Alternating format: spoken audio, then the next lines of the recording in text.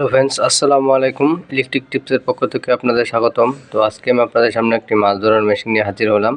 আপনারা দেখতে পাচ্ছেন এটি টিন ট্রান্সফরমার একটি মেশিন।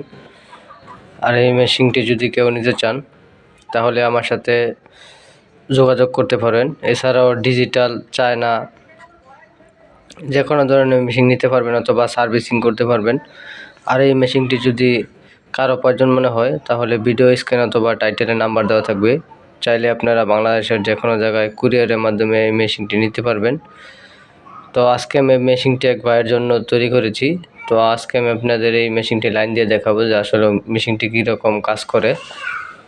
তো আমার এখানে ব্যাটারি প্লাস লাগানো আছে, মাইনাস লাগাই দিলাম।